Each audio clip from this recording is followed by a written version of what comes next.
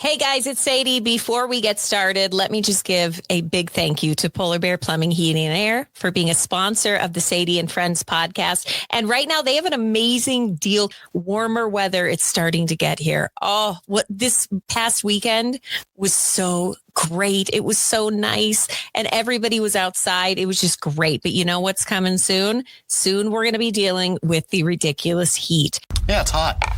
It is hot. We're finally getting hot. And it comes before you know it. So get your spring tune-up. It's only $99 and it includes preventative AC maintenance, meaning you get anything fixed or tuned up that you need to before you got to crank it up. Because what happens if you don't get a little thing fixed and then it just completely destroys your whole system?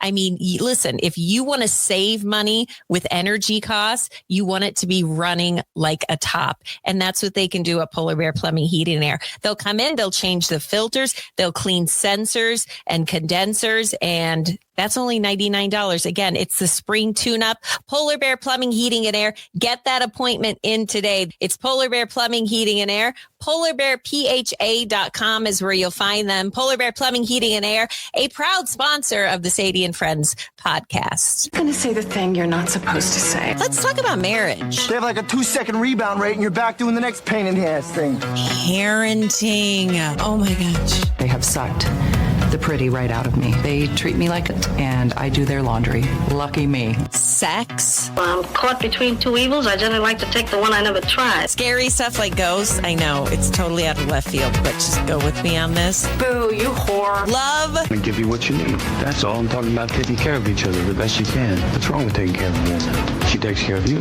Friendships. We get our necklace says best friends forever. Actually, we want it to say forever. I don't think you guys will be best friends forever, no offense. But sometimes you grow apart, and maybe she'll find a new best friend. They end up doing everything together.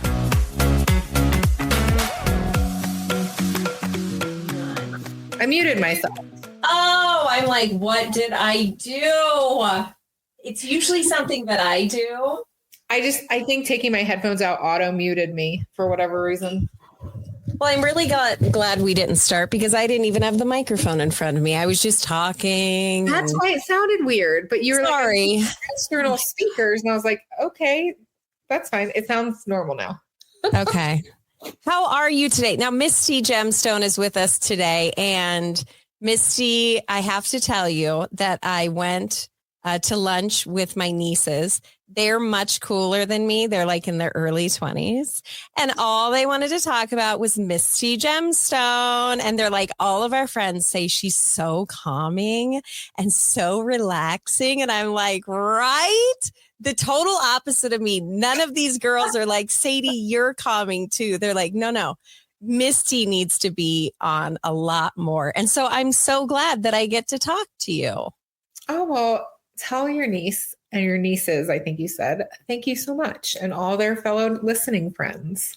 And they were laughing about in the last episode, we were doing that laughing exercise and they were laughing because they were trying to do it.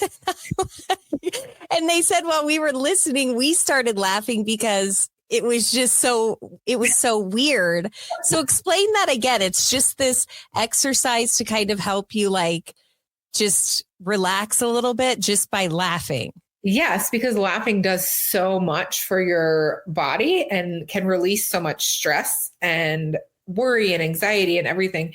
So even if you're not laughing, if you just start fake laughing, and keep going, you eventually will just start laughing. And if you're with people, they will start laughing. And everybody then just lets go of any kind of discomfort or anxious feelings. Do you ever do it alone? Because I tried to do it alone and it didn't work. I was like, So you can't laugh like that. I mean, you have to go full force, like balls to the wall laughing. See, and I can't do that when I'm crying. So maybe I just need to study under you some more on what to do when you're stressed out. We were talking before we started recording. And we were kind of talking about what we wanted to focus on this week when it comes to mental health. And we're recording a little bit later because I had a school program. I feel like I have been having a 20-year-old and a 17-year-old and now a 7-year-old. I feel like I have gone to the same music programs for my entire life, forever and ever and ever. And so, and I feel like that's just kind of added on. I remember my parents, this is going to make them sound bad. They would drop me off. They would leave. Misty, I think we were raised in completely different families because, like, I'm pretty sure you were raised in like a perfect family that you would see on like TGIF.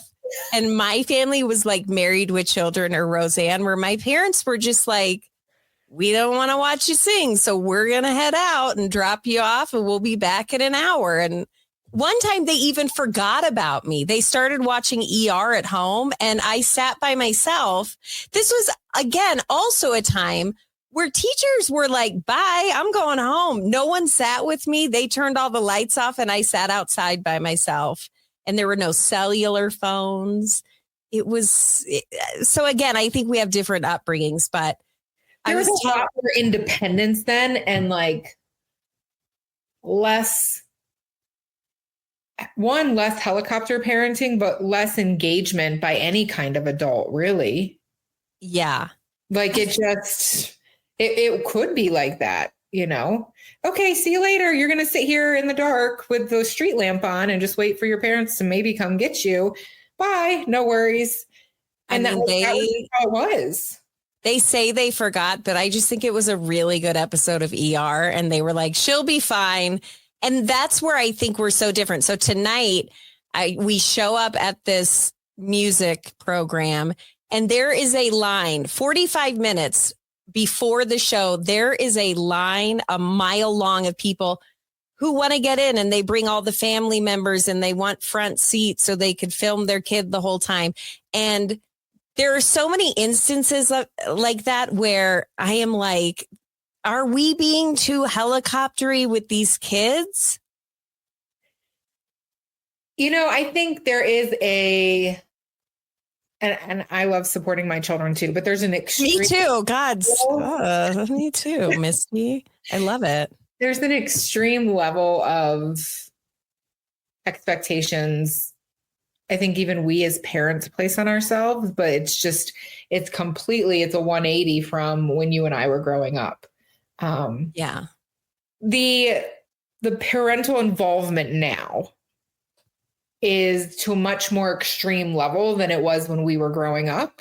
And I think it's important to be at what you can be for your kids, sporting events, different performances, but it is like the utmost highest level. I have some thoughts on that and I have some understanding of the difference, but I also wonder if it's partly where we live. And I think there's other areas that don't see this level of participation either. That's a really good point. Yeah, that's a good point because, you know, a lot of these sports are incredibly expensive to do, especially if they're private, you know, and they're the league sports, they're club sports, they're incredibly expensive. So I can totally see what you're saying. That's not something we would have ever done growing up. But I just think that with the music program, even that you gave the example of, right? Like where we live, I think there's a lot more parental involvement and engagement than some other areas. Maybe it's the smaller town. And I know you and I both grew up in small towns, different kinds of small towns, but it like the school is in the neighborhood. And I feel like a lot of families here also have family here. So then you have like the grandparents or the aunts and uncles, and you have a much larger gatherings than if we lived in other areas. I could be wrong, but that makes sense. And I'm going to say it because I did grow up in a small town, and the school that I went to for the first few years of the kids' lives, they went to that school and I volunteered, and they couldn't find volunteers to help with anything. It was just, people were working, parents worked. They didn't come and take a day off to go to a field trip. They had to work. So now in this school that they're at, it is like first of all, when they're looking for volunteers, it's a lottery. You put your name in and then they draw a lottery because there are so many parents that want to help and they just don't have. I really do feel like every mom in Murphy's class would show up if that were an option, but they had to shut that down because so many people were so involved. Now, what do you think of this, Misty? Ryan and I are very different. In so many ways. We've talked about this before, but one of the ways is he is a sports fanatic and Murphy loves to do sports too. And he goes to every practice. She's doing volleyball, soccer, and basketball. He goes to every practice. Whether it's a 2-hour practice and I'm like, I feel like they don't pay as much attention if you're there. Like they need to focus on the coach and what the coach is trying to teach them. Because I feel like if they look over and see a parent, your kids are older, so it's different. But at the age of like 7, they're not, I feel like that takes away from them fully focusing on what they're there to do. It's a balance. Absolutely.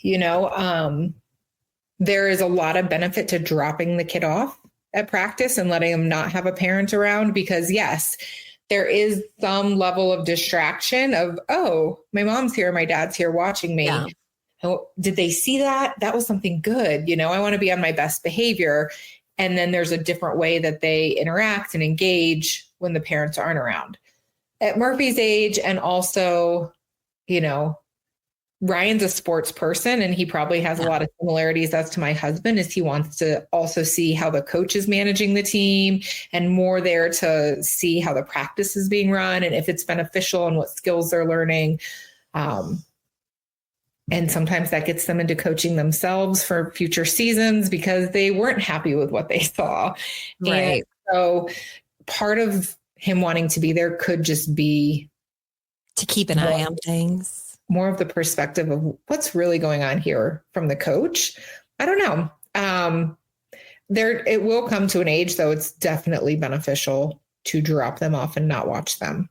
See, I have to tell you, this is kind of one of these little tips that we get into because he's like, you really should come watch practice. And I'm like, that's when I get to clean the house and it's quiet and it's just I cook dinner and it's just nice. Everybody comes home and dinner's ready and everything's clean and I'm in a good mood. But Ryan is like, you need to go. But I try to explain to him, like, I did not grow up in a sports family. I'll go to every one of the games or the tournaments, but to go to every single practice for 3 different sports, and that's another thing that I worry about, because there are some days where she gets home from school and she has maybe 15 minutes to just kind of decompress. And then it's in the car and we're heading out to volleyball or we're heading, not me. Again, I'm the a-hole parent who's like, she's okay to go, but how would you handle that if you were in my shoes where I don't know. I just don't feel like I feel like I'd be a distraction if I were there. And I think that's fine. And I think it's fine if Ryan's the one who wants to choose to go. I mean, as long as there's not like resentments or tension building between the two of you because he's like, I can't believe you're not coming, or why am I the one who's always driving? And it doesn't sound like that. It sounds like it's like he likes to do it and he wants to do it and he wants to be there. But he would prefer that I go. He would.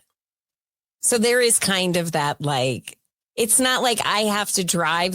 He doesn't say that because he wants to go. Like when it's carpool and when it's not our night to carpool, he still drives over there to sit and watch. And I'm like, that's what carpool is for. So we don't have to drive and we can sit and enjoy. Let's have a drink and sit and talk and catch up on the day. And nope, he is so there. And I love that about him. I think that's great. But I think that we're also very different, like I said, in that sense where I'm like, I don't think you have to be there for every single sport. And I think that's because you're right.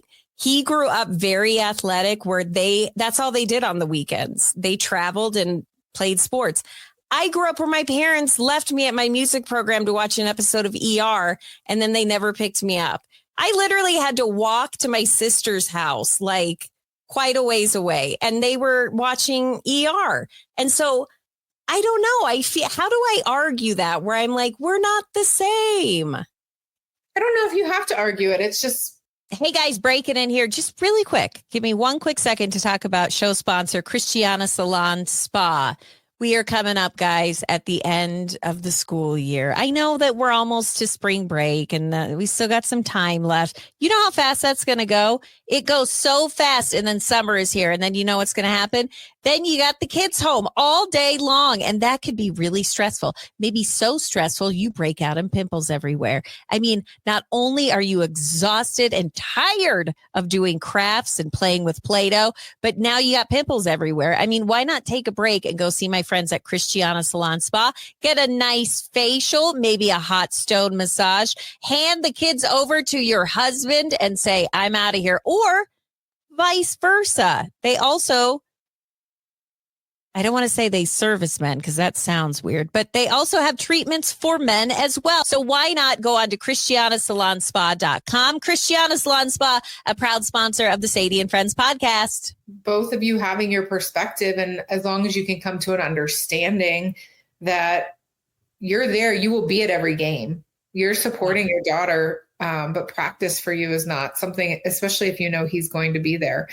And if he's saying you should come, it's to better understand where that's coming from. Is that his way of saying, hey, I'd like to be on the sidelines with you talking about this? Yeah. Or, you know, where is that coming from internally from him? He sees it as that's us spending time together. Yeah. Like we're spending time together. And I'm like, no, maybe she could carpool and then we can again have, you know, make a little nice dinner and have a conversation without kids around, without work, and see. So that's what I see it from that angle. And he sees it completely different. So it's a joy. Yep. And maybe your compromise is you will go to one practice to spend time with him and he will skip one practice and spend time with you. That will never happen, Misty. I think you know him well enough to know that will never. I could be naked and he would be like, bye, I got to get to soccer practice. I'd be like, oh, okay, I'm naked. But I was reading about, you know, we're considered millennials. And there are so many differences between the way that we were raised versus the way that we are raising our children. And it does concern me that there is so much pressure put on them, but there's also pressure put on the parents, because not only do you have to hold down a job, not only do you have to make sure the homework is done and the important stuff, you know, the homework and the projects and the house is taken care of and the bills are paid. But, you know, sometimes I feel like we put too much on the kids. I think there's a lot of pressure put on the kids. And I think there's been more pressure as things have evolved from like 80s and 90s to today with parents too. I mean, what rabbit hole do you want to go down? Do you want to talk about like, you know, kids now with cell phones and what that does? Like parents can always be tracking their child now when they get to that age where they have things versus you call from a payphone and maybe it's a collect call and it's like, Mom, come pick me up. Or, you know, like you have all these ways of maybe getting in touch with your parents, maybe not. And there was a lot more like, I don't even know if it was trust, but you just didn't have a choice of knowing where they were or not knowing. Or do you want to talk about, you know, how it used to be kids were wild and free, right? There was a lot of independence.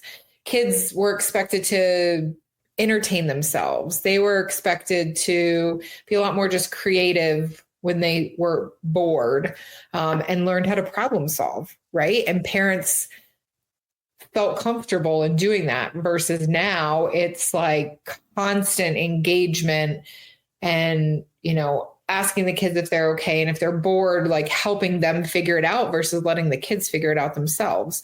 Right. The deep involvement that parents feel connected to soccer and basketball and volleyball and music programs. And it wasn't like that before. Like, it was like, I want you to do an activity if you want to, and I want you to do well in school, but meh, you know? Yeah. Every activity that we ever did was school. And my parents really came to few and far between, but it wasn't a thing for me. It wasn't like a hang up. I was okay with it, but that's another thing that I worry about with Murphy, because she is in a way an only child because the other two kids are so much older. And so she's the one that's home. And I feel like she always needs to be entertained, just like you were saying. And summer is coming up and my God, my parents went to work and I watched The Price is Right. And that was like what my day was. That was it. And now it's like, okay, we've got her in camp this week. She's going to tennis camp on this week. And part of me thinks, what is that? What are we going to see down the road when these kids grow up and they have been pushed to do so many different things? Do you think I'm just being paranoid?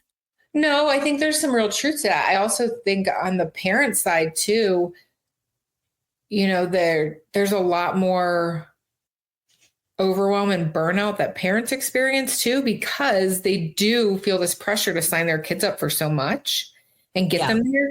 And then they have to get them there. And a lot of times now you have two working parents in the household, or if it's a single parent household, and then it's the balancing of whatever work they have and getting them to and from these things. And thank goodness for more flexible work environments and hybrid work and remote work. But there's like no break or downtime, because it's like the parents are working, get in the car, let's go. The parents are working while they're there. Okay, go pick them up, get in the car. The parents are working. There's no like real downtime. And that's what I think is so important. Yeah. I think that's why bed rotting is becoming a thing, because people just like, it used to be okay to sit and watch The Price is Right, the Bob Barker years, and just veg out. I mean, that's what us millennials used to call it, veg out. We'd veg out. Now it has a much uglier name. It's called bed rotting, but kids are doing it so much more now. And I think it's true. I'm going to give an example of our oldest, Sophie. She's 20 now, but she was in cheerleading. And I mean, like, competition. It was every weekend. It was 5 days a week. And now she's, 20 years old. So she works and goes to school. But she just wants to bed rot. She wants to bed rot on her days off. She doesn't. And I think it's because she was so like balls to the wall when she was in school that now she's like exhausted with the whole process. Kids are starting to hit that earlier and earlier too. They're even hitting it when they're in high school, right? Like, they've been so scheduled and busy with activities, no matter what it is, that when it's supposed to matter, depending on what your outcome is, right? But like high school sports, or when you're those years when you're supposed to be more engaged, kids are like, I'm done. I've already done all the activities for the last 10, 15 years. I'm done. And there's something to be said about, there are some kids that just love it. Oh, yeah. There's some kids that love it. And then there are some kids that you see on the team where the parents love it. And the kids, it's like they're fighting the kids, like, you're going to go out there and you're going to play and and I think that that's a big thing too. It is. And a lot of that, and this might ruffle some feathers for some people, but a lot of it, when it comes to the kids being forced out there for the parent is one that can be worried about how they're perceived by others based on what their kid is doing. And then the other thing is trying to relive your own glory days or expectations through your child and putting them into the things that's not for them. Like, we need to get to know our kids and what they enjoy versus like us trying to say, oh yeah, like, these are my glory days reliving, and this was so great for me, so you're going to do this too. And so we have to find that balance and accept that maybe our kids want to be artists and not athletes, and that's okay. Maybe they don't want to do anything. See, maybe, I mean, I think it's just such a fine line between burning your kid out and then having a kid that just bed rots all day, you know, during the summer. You have to find that happy medium in the middle. But I do see a lot of parents who are just super intense with sports.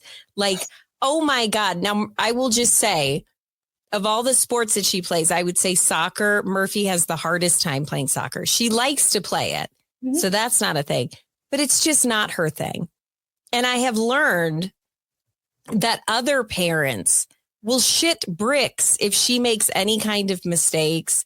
If she, you know, I'm sure you've seen this as well because your kids all play soccer. You get other parents who then put pressure on your kid once they get to a certain level. And that pisses me off. I mean, I will sometimes tell Ryan, it's best if I don't go because I'm going to lose my mind on some of these parents who are yelling at their kids and then they're yelling at my kid and then they're pissed off because they lost the game. I've seen such insane behavior, even back when Cooper was in football and Ryan was the coach. I mean, it was just parents would have to be ejected out of there. And I'm too chill for any of that. I can't handle these people. The parent level of engagement that is negative towards the children is shocking. It is shocking because they're adults and there are parents on the sidelines that are bullying other children on the field with what they're saying. They're talking so rude to them. I've seen behavior that's appalling. And, you know, we're talking about not having your kids in all these activities. And I know my kids are in activities, right? So I understand the need to not push, but also find that balance and also how to support them in what they want to do versus what that makes me look like as a parent or what that means because they're doing something different than I would have chosen to do. Right. Like, yeah. But the parent behavior, I don't know what it is about youth sports. They go crazy. I have seen things that will just make your jaw drop, Sadie. And I'm just like, nobody's walking away from here winning $1 million. Like you win or lose the game and that's it. I really do feel for those kids. Yeah. I feel bad because, you know, some kids, when they leave, if they lose the game, the parents are just going to rip them when they get in the car. And I that is something that I don't really understand because I'm just like, hope you had fun. That's the whole point of it. But I will say I did see a parent get completely ejected from a soccer game. And this dude fought with the coach. They had to get other people out. The ref, he wouldn't leave. He was like, F you, F these people. And I'm like, my God, this is a little kid soccer game, you psycho. And that's why it's best if I just keep my distance, you know? Well, attending practice is very different than attending a game. I hope parents aren't behaving like that at practice. But yes. No, this was a game. Yeah. It is. I mean, yes. Behavior. And then how do you speak and talk about that interaction you just had with the coach or whoever, where you're dropping F-bombs and your kid's there watching? Well, and you know what? I'm going to speak. Hopefully it's not out of turn, but Ryan's dad was the dad on Hoosiers. If you've never seen Hoosiers, he was the dad where it was like, he'd show up, he'd be screaming, he got ejected from every game. And that scarred Ryan. Like it really did. It upset him because he's like, it's so embarrassing when your dad is screaming and you're just like trying to play high school basketball or football and he's getting ejected out. And I think it got to the point where he was banned from going to any of the stuff at the school. I mean, I don't know how people get to that place, but I just think it's ridiculous. Yeah. I think it's ridiculous, which is kind of a no shit statement. I hope everybody would think that's ridiculous, but apparently some people don't. I agree. It is ridiculous and it's inappropriate for the level of sports we are watching with children. Not that it's really appropriate anytime, but it is ridiculous and unfortunate that it happens as often as it does. And it really makes you think, like, every time I watch like the Olympics, I'm like, who has crazy parents in this bunch? Do you ever think that? I have not thought that, but I'm going to start thinking that. You're going to start looking at it now because it'll show some of the parents in the crowd, and you can tell when some of them are like Hoosiers dad, and you're like, oh, snap. So I think that if we've learned anything this episode, Misty Gemstone, it's much like everything in life. It's just all about balance and how you try to find that comfortable balance. But also, you know, I'm just blown away by the difference between how I grew up and how my children have grown up. That's crazy. It's evolved so much in ways probably none of us expected it to, and what the expectations are for parents and for children. And, you know, both roles have changed a lot. Like for you to be a free range kid not doing anything is like, oh, what do you think you're going to become with your life? You don't have your kids registered in anything and they just can like run around and play. Yeah, you're so right when you say there's also that pressure to the parents of like, it used to be every kid was a latchkey kid. Yeah. Every kid, you would go walk to your friend's house. You'd ride your bike to the ice cream place. There were no cell phones. I'm trying not to sound old, but every kid was now it's like that kid's parents are like never around. It's just a very different vibe. And it makes me kind of sad because I think that in, you know, having a kid that's a little more free, that's where they learn things. Just like you said, they learn that independence of, okay, my parents watched ER instead of picking me up. And now I got to figure out how I'm going to get back to my house. And I feel like that kids these days, I feel like Murphy would walk out and just, I don't know what she would do. I'd be fascinated to put a camera on her and just and leave her there. Yeah. I mean, we get ourselves into all sorts of things, right? In woods or climbing through drain holes or whatever, you know, like we're just exploring, no parents around to watch, but it was just, you're learning too. And then you find yourself in a sticky situation and you problem solve and work as a team with your friends to get out of it. Like there's so much you can learn from that now it's like, hurry up, call somebody on your phone, or let's Google this really quick, or, you know, that you lose that. Let's get an Uber. Yeah. Let's order food. Let's, you know, like I remember riding my bike like 12 miles to meet my friends to get ice cream. Yes. And now it's a different world. I hope in this episode, I didn't sound too much of a 90-year-old woman, but I kind of feel that way with the kids these days. But thank you for coming on. Our time is up. Misty Gemstone, you always bring the knowledge when it comes to mental health and everything in between. And I just wanted to vent to you because tonight was a school program. Happy to go. I think it's wonderful. But then it got me thinking about all the things that these parents are doing. They're volunteering at the school. They're bringing snacks to the soccer game. They're showing up to the plays. And I just think that there's expectation on kids, but I think now there's a ton of expectation on parents as well. Absolutely. Absolutely. And I just have to know what